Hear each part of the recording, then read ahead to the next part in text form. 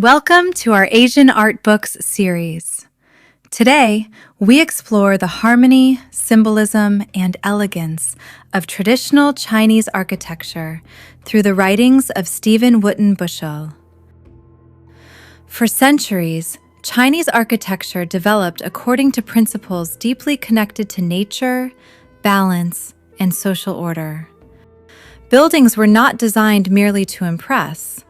They were created to exist in harmony with the world around them. Wood was the essential material of traditional Chinese construction. Flexible yet resilient, it allowed architects to create elegant structures with sweeping roofs, intricate brackets, and balanced proportions. Unlike the stone monuments of the West, many Chinese buildings emphasized rhythm, openness, and fluidity. One of the most recognizable features of Chinese architecture was the curved roofline.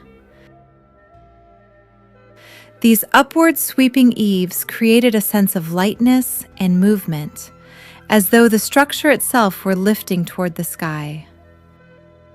Beyond their beauty, the roofs also served practical purposes, protecting buildings from rain and intense sunlight. Symmetry played a central role.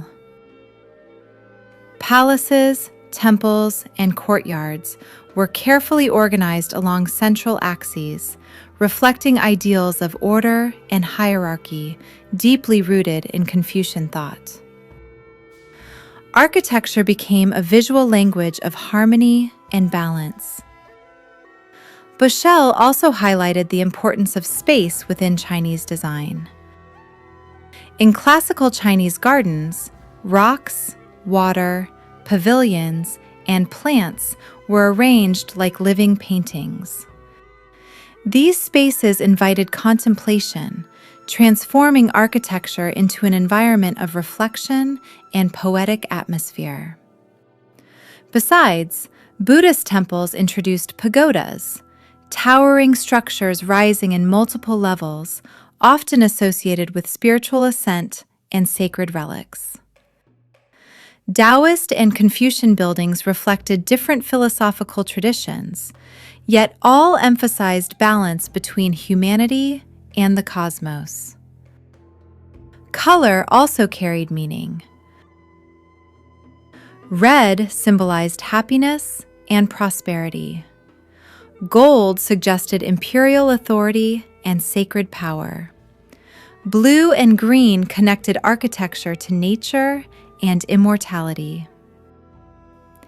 In imperial architecture, nowhere was this symbolism more evident than in the Forbidden City of Beijing. Vast courtyards, ceremonial halls, and golden roofs expressed the authority of the emperor and the cosmic order of the empire itself.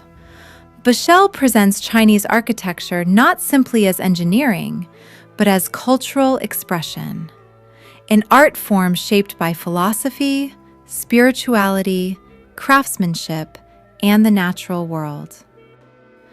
Every roofline, courtyard, and carved detail reflected a deeper vision of balance between humanity and the universe. Thank you for turning these pages with us. Stay with us as we continue uncovering the masterpieces and traditions that define the history of art.